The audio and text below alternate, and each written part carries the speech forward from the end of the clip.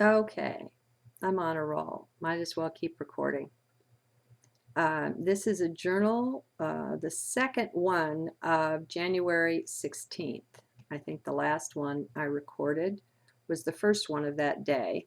There were three. So this one is the prayer that failed, reading the magnetic strips in your money remotely, doing a techno fast. This is interesting and quite different that I find myself journaling before sacred reading this morning. I wonder why that is, but it doesn't matter. It simply is. I at least have an idea that brought me here this time. Oh dear, but I lost it there for a moment, so perhaps that isn't really it. Anyway, the idea is this. Yesterday, after offering my internet prayer before going online, I noticed that I hadn't said it quite right. I hadn't been fully present when making the invocation, and so this prayer being somewhat similar to my morning prayer, I'd offered a hybrid, part of this, part of that. And though I noticed it, yet I went on with what I was doing and turned the internet on, getting into my day. As you see, I wasn't fully present.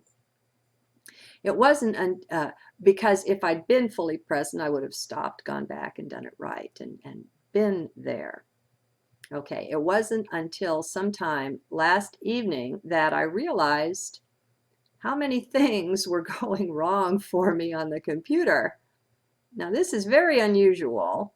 We all run into glitches and odd things at times, temptations to frustration, but this was such a whole string of things at once that I had to notice what was going on. It was so unusual for me to get even angry, and I was actually tempted to smack the computer. Even the touchpad wasn't working right. It would only move the mouse right or left, no matter the gesture I made. Odd things like this make no sense. Well, when I got angry again, I went ahead and smacked it, the touchpad. And then it worked. Now, this is quite silly. I don't recommend it. I had to laugh after. While it's possible it needed the smack, I wouldn't bet on it, but anything is possible. Anyway, at some point, the strangeness of having so many problems clicked with not really being there when I offered the invocation, what I call my internet prayer. The one that goes like this.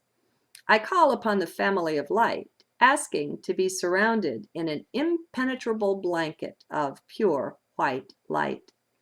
As a sovereign being, I intend that this brilliance hold as a barrier against any energies that are not of the highest order, and I invoke you, angel warriors of light, to guide that process.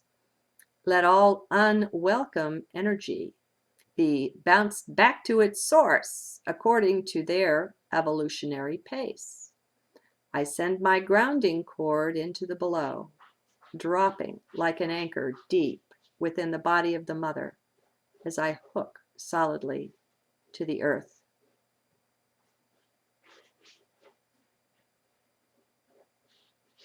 And to the galaxy above, forming a conduit of light, of love between. And as I embark upon this journey, I ask that the light ones guide the way, infusing the grid with the light strings of the universe. And with that, I see white light going out through all the connections everywhere my computer will touch, invading the internet, this light, and I know it brings changes. So now, what was the point of bringing this up? Are you in heart? If so, maybe you would just know and tune into it. Saying any kind of prayer or invocation without being fully present and meaning each word is useless. It's worse than pointless. We are not the body. And having the body do something absent the spirit being present in it, well, I don't have words for what that is. It's obscene in a way, but that's too strong. I see at least some of what this is showing me. I had not been aware of to how great an extent my daily life had become a meditation. To be present, really present in each moment, that is meditation to me. Everything is sacred, and so is every moment. I'm often calling on us to celebrate each moment, and perhaps this is at least some of what is meant. To be fully present is also to consecrate it. Our full presence there is what makes it sacred. I am frankly amazed. It took having this long string of unusual challenges to get my attention.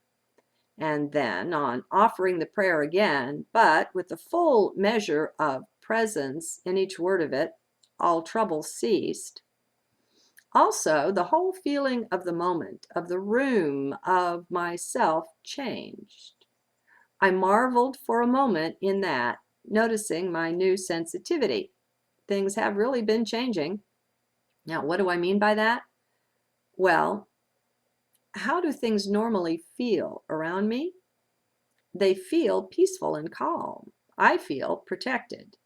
I don't feel oppressed or attacked in any way, which I admit seems somewhat unusual considering how I come out often enough exposing this or that aspect of darkness or the ways of the powers that were as I see them. When I work with my healer friend Ken, he sometimes tells me of the forces opposing me, seeking to do harm, and I'm simply not aware of them. Now, admittedly, this could be read either way. It could be that I am shielded both from awareness of their presence and they are prevented from harming me. It could also be that due to some insensitivity on my part, I'm simply not noticing them. And I've got this written down to ask Ken about at our next meeting. Meanwhile, my experience is that I'm almost always surrounded by a calm peace. I feel no threat nor intrusion of dark energies. And this, in spite of my long hours on the internet, which is like a highway into some very dark energies all over the world, along with the light ones. They intrude through the connections we make online. It pays to be alert. What felt so very strange to me yesterday was that after making my renewed invocation, I returned to this peace. That enabled me to realize what an uncomfortable state I had been in just before. Now, the way I read this is that I'm experiencing increased sensitivity to the energies around me. I was able to read them to the extent that I felt quite uncomfortable. It felt yucky, for lack of a better word.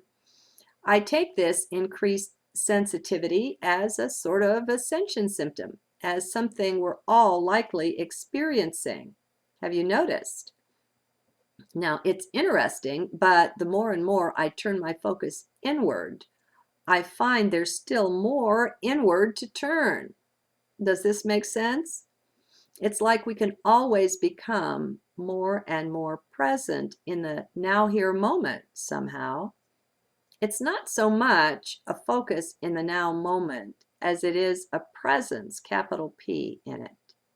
Like we fully incarnate the now, something like that. Obviously tricky to put words to. Infinite presence. Very interesting. So anyway, just to be sure I'm clear, what I'm saying is that by making the initial internet invocation with only my body, not being fully present in the saying of the words, it was basically the same as not having made it at all. It didn't invoke the desired force field around me. I didn't notice this for several hours, another indication of not being fully present. Then, upon offering the same invocation, only this time being fully present in each word, the whole discomfort cleared up. Both the unpleasant sensings and the computer issues simply vanished.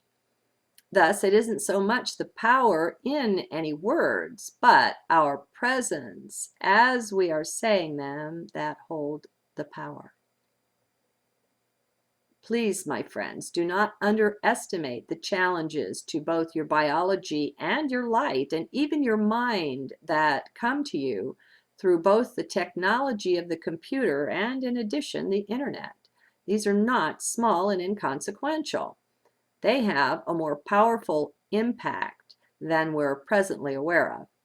In order to prove this for yourself, you'll have to find a way to isolate yourself from this influence for periods of time, to get a baseline reading of sorts. You see, we no longer, most of us, have any recollection of what it feels like not to be messed with. We're under constant barrage, morning, noon, and night. Most of us, whether at home, at work, in between, or even at our leisure. How many of us know how to take a break from the technology? For most of us, possibly all of us, it's become a form of addiction. We no longer feel we can function well without all the gadgets, the technology. We're dependent on them. If you're serious about testing this out for yourself, in order to get anything remotely approaching a clear baseline reading, a sensing of you absent the effects of technology, you'll have to spend at least 3 days to a week, better a week, without turning it on. Can you do it? How addicted are you? Now, here's what I mean by that. I'm always surprised when a bulleted or a numbered list comes up, 1, unplug the microwave and don't use it for the duration. And that means at work too. Don't unplug it at work, just don't use it at work. 2, unplug and don't watch the television. 3, only use the cell phone for emergencies when absolutely necessary, and when not in use, remove the battery. And this has 2 subpoints. First, when using the cell phone, keep it at least 4 inches away from your head. Use the speakerphone. And 2, don't carry it on your person, that is, in your pocket or on a belt. 4, if you have access to them, use only corded phones. Put away the cordless devices for this period. 5, if you have a wireless printer, for instance, leave it off and unplugged when not in use for printing. Don't leave it on. 6, don't use any Bluetooth or other such wireless devices. 7, if you have a wireless modem, for the period of the Techno Fast, plug your computer directly into it, thus not accessing its wireless capabilities. And finally, 8, don't listen to radio either. If you must, then mute out all commercials and news broadcasts. You don't realize the impact such broadcasts are having on you, not just via the technology itself, but also via the contents of the broadcasts. Cut yourself off from them, at least for this short period. So, what can you listen to is a reasonable question. I would be very cautious and go for a total fast if I felt I could do it. If you simply must listen to something, be extremely choosy. Let the music be only classical, old-time folk music, international, that sort of thing, the sort of thing plants like. Have you heard of the secret life of plants and the way they'll grow towards certain music and away from other music? We are tremendously influenced by both music and lyrics, and if you don't believe it, look at 2 things. The work of Masaru Emoto with plants, both with silent words, written in other words, and with music. And then watch The Secret Life of Plants, Okay, there's a video. I'll put a link in the transcript to that video. You can spend your time during this period at the library reading books that will educate you on this topic. There are many. Chances are good you'll have much time on your hands from simply the time normally given over to interacting with the technology. Have a plan for how to spend this time, or you may simply fall back into the addiction. Don't underestimate it. Be ready. It would be very healing to spend a lot of your time out in nature, taking walks, physically, mentally, and emotionally healing. Let's not underestimate Mother Nature either. I have to honestly tell you that the first time I did this, I didn't last the whole week, though I had planned to. Oh, I just went too fast there.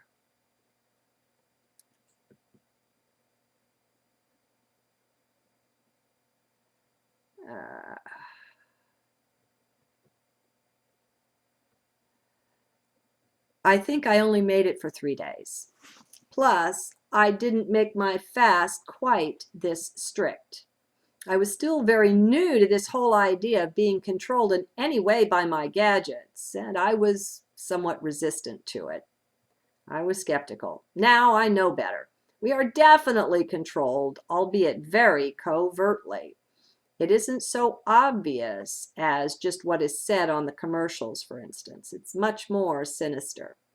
But there's no need to take my word for this. It's much more important that you prove it to yourself.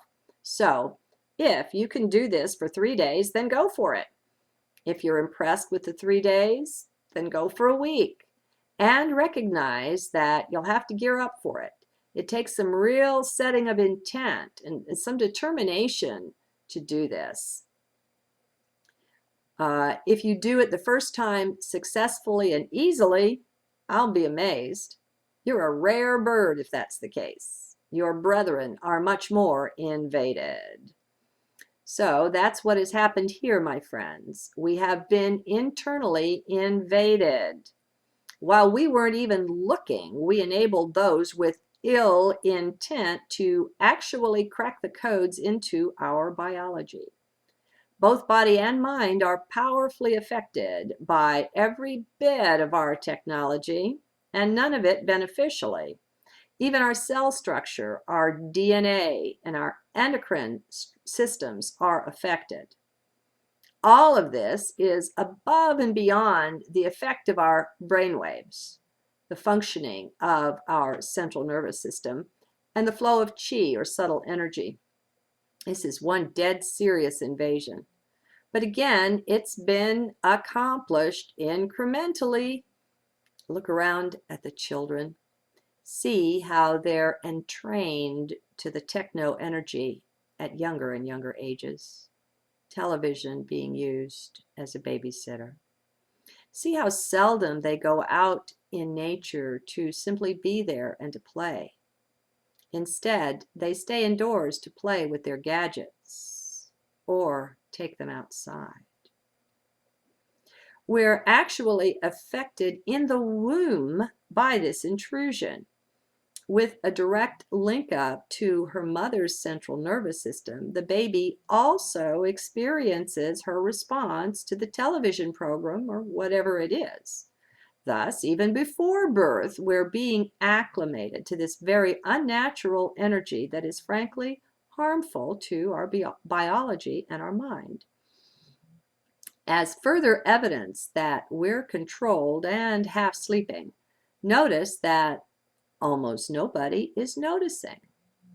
It's been made to seem a natural part of life here in the West when it's as far as from natural as can be. This is simply crazy, yet who even notices? Bottom line, this is a serious addiction, folks. You'll know that as soon as you make any moves to break away from it. As a constructive suggestion of something that would be most helpful during your Techno Fast, either check out at the library, maybe through interlibrary loan, or purchase the Patricia Corey trilogy of books, the Syrian Revelations. It was while reading this that I was motivated to try this for myself just a few years ago, and the change has been immense. But it took some time. And back then, I just took a few Techno Fasts, but in between, I went back to my technology. Today, though, there's a big difference. I don't even own a television or a microwave anymore, nor ever intend to. I no longer listen to the many hours of talk radio that I used to so enjoy, unless I find some programs recorded on YouTube, perhaps, and they take out the commercials. Now I'm far more selective. I'm even determined that for my next car, I won't be getting a new one, even should I become wealthy somehow. I will look for an older model that's not so invaded by the computer technologies. At a minimum, I don't want GPS in it, but there are so many other computerized things. For instance, there's information recorded about your activities surrounding a crash, and this data can be gathered or sent without you being aware of it. Invasive. My God, they're so invasive. And we've just let it happen. Did you know that due to the magnetic strips, not only in your credit cards, but in all of your US dollar currency, that what you are carrying or keeping at home or anywhere can be read and added up from a distance with the proper technology, which of course the government assures us they will keep strict control of. Our person, our vehicle, or home can be scanned from ground level or even flying overhead. Yes, I'm saying they can count the dollar bills in your wallet without you having a clue that it's happening. What to do about this? Well, you may laugh, okay? I don't wear a tinfoil hat, but I use tinfoil. Keep things wrapped in aluminum foil. Laugh if you like. We've been programmed to do that. But also consider it in the midst of your good-natured mirth. There are also little Faraday pouches that can be bought very reasonably if you don't like using aluminum foil. And I got one just recently, and it's just a little thing, and it's got a Velcro pouch, and it's backwards. You know how it moves backwards to you? It has two pouches. You can put your cell phone in the front if you want it to be able to receive and send the signal. But if you put it in this pouch behind, or if you put your money or your credit cards or anything in there, then it doesn't transmit and it doesn't receive. They can't track you. They can't turn your technology on absent your awareness and record, which is things the FBI has been doing for quite some time. You know, no permission, no nothing. You talk about invasive. We have been invaded everywhere, everywhere. Okay, so, and I'll provide a link to where I got that. It was 20 bucks. And let's see, I just told you what this says. The shielded one cuts off the outgoing signals. Now that also means your cell phone won't ring when you want it to work. You use the alternate pouch that's not shielded. Very neat. And you know, you can get two, one for your money, your credit, and ID cards, and so on. As for me, I don't intend to be embarrassed by such things anymore. Besides, everyone who knows me knows I'm just a wee bit crazy by society's standards already. It's quite odd to find someone who actually enjoys being who she is. I figure that maybe, just maybe, if I keep singing my beautiful song of freedom, that some people would become infected by my contagious joy to set out or go farther on their own freedom road. Hey, it's a lot better than what is offered elsewhere. Real joy is possible, and that means here, not in some after-death scenario. Right here on earth, it's more than just possible, to access the higher dimensions. I'm living proof. Until just the last month, I also didn't own a cell phone. Now that I have one on a free program, I use it only when traveling, and I rarely do that. I use a corded phone in the house. Now, I do admit it has a cordless extension. Okay, so I'm not perfect. I don't worry about that. Just making constant improvements as I replace old things over time. It's enough. No need to be perfect or fanatic about anything. I love balance. What with time fading out and away like it is, and seeming to pass faster and faster, I think you will find that your small changes made now will quickly multiply into larger ones. So you just do what you can enjoy. Only enjoyment here. Follow your bliss. Don't force yourself. Instead, work with yourself. As you back away more and more from being completely identified with the body and mind, all of this comes easier. We see that it's only the mind that is addicted, and that's not who you really are. As we begin more and more to take some real responsibility for being here and for making a difference on this earth, all of this just keeps getting easier. It's a bit hard to explain.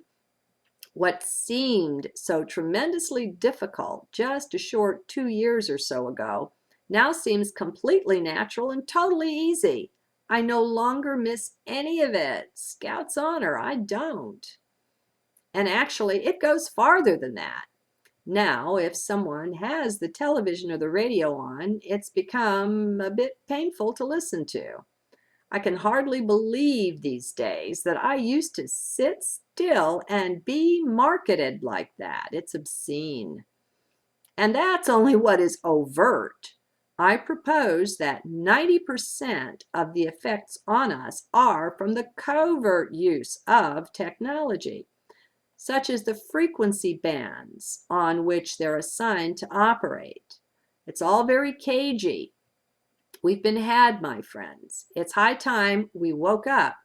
But first, we have to extricate ourselves.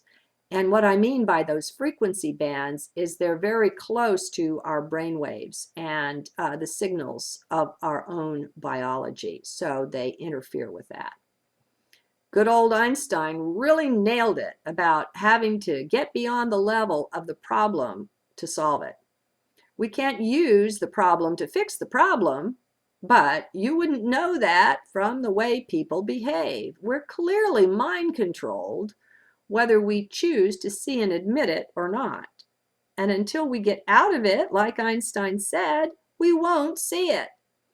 It's only plain to those who have stepped at least partially out of the electronic miasma that most of us live within. Now, we can't help the various signals that are passing through the air and through us, as the radio, television, cell phone, and other frequencies are being beamed around. What we can help is our willing cooperation in our own programming and manipulation. Some think there's no such thing as free will. Well, to those who are addicted, that's how life seems. Though I haven't smoked in many years, there are still times I'm moved to go out and buy cigarettes. Clearly, these addictions run deep. I suggest to you that your technology addictions may be just as powerful as physical ones, like drugs, and that includes drinking and smoking. Those are drugs. This is serious mind control and even body control, friends. Are you able to see it? If even one person manages to wake up from the terrible addiction to the multiplicity of technologies all around us, I'll feel great. Hey, I'll take what I can get and be happy with that. It's enough. Besides, each one is strictly in charge of herself. It's not up to us to be trying to change anyone. We can tell our story about what our experiences are, but that's as far as it goes. My hope is that in sharing my story, some might be inspired to make their own changes. And that's not why this is written, though. I'm still just working through my own stuff, still being amazed by life and by how fast we're changing. Free will has been definitely dimmed, its use effectively diminished in the populace. That doesn't mean it ceases to exist just because it's put on the shelf and set aside by so many. As long as each one still has a heart, I have ultimate hope for the salvation of so many. Did you know that the Nazis experimented on the concentration camp populations with fluoride in their water? They found it a very good means to control the impulse to freedom. It made people behave more like zombies, uninterested in life or in rebelling against anything. Don't you find that terribly interesting? And then Project Paperclip came, brought them here. Good. Then go do the research and prove these words to your own satisfaction. Let's each begin taking more responsibility for running our own life. To me, this sounds very reasonable. I hope it does to you too. I hope you like being free. Today, very few know what that means, although all think they do. It's a very strange state we're in. So let's hurry up and get out of it. See you soon.